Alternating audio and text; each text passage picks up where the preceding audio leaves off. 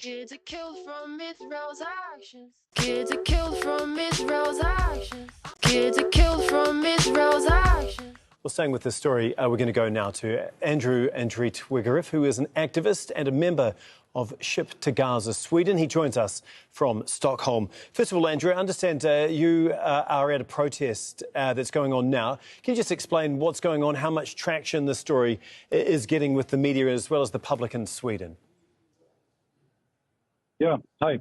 I would say that it's building during the day here. We've been outside the Swedish Parliament here since 8 o'clock this morning, and right now we're about 40 or 50 people, and more people are joining here because we're outside the parliamentary buildings and we're trying to really raise this question and criticize our government for their complicity in these Israeli crimes. I mean, what's happened is outrageous, of course, that Israel has once again just broken international law and boarded a civilian vessel on international waters, and it's unacceptable. And as you were just saying in your story here, the Swedish government, the prime minister or the foreign minister, they haven't made any condemnation of this action, and they haven't really come out in any proper real support of Greta Thunberg, of course, who is our compatriot here.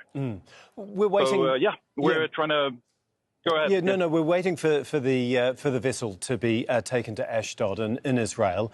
I mean, you've been on board similar missions in the past. How do you think the 12 activists are going to be feeling right now? I'm sure that they are. It's always, I'm sure, a very scary situation. I've not got that far in the missions I've been part of. We have not been able to get even as close to Gaza as the Madleen came this time. So, but I'm sure that they are very.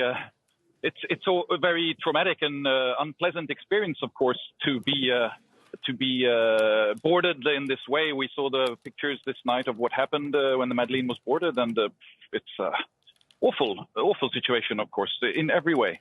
Absolutely. Yeah. Well, the focus of the last few days really has been on the Freedom Flotilla. But do you think that it's been a help or a hindrance? Because obviously it brings awareness, especially to the Western world, because of the activists on board like Greta Thunberg. But do you think that it also deflects some of the attention away of what's actually happening on the ground in Gaza? Well, I very sincerely definitely hope not, and I don't think so. I think that it's good, and at least here in Sweden, it's clear that the fact that Greta Thunberg has been on board of this vessel has raised awareness also of what's going on in Gaza. That's absolutely my feeling here in Stockholm. There was a large demonstration here on Saturday. Maybe you've probably heard about that. We had about 50,000 people approximately here, which is that's a very big demonstration for Swedish standards. So I do believe that it's really keeping the issue of Gaza and the ongoing Israeli war crimes and genocide there in the people's and public's mind. So that's definitely our hope and our mission. We always, from Ship to Gaza, are very aware that our focus is the situation for the Palestinian people and the impunity and ongoing war crimes of the Israeli government. And this is what we always have as first and center in our actions.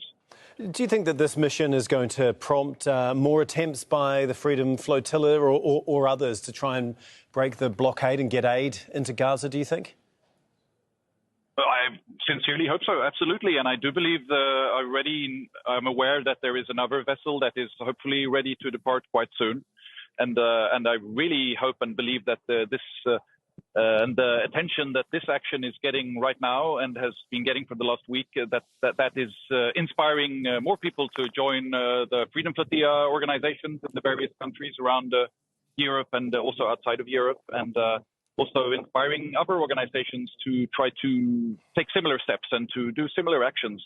This is what is needed more than anything else. Our governments here in Sweden and around most of at least the Western world I'm a part of here in Sweden, our governments have been terribly complicit and so weak in their reaction against what Israel's doing, and therefore the people have to take action themselves in ways that, like the Ship to Gaza and the Freedom Flotilla do, and I really hope that more people are inspired to do similar things.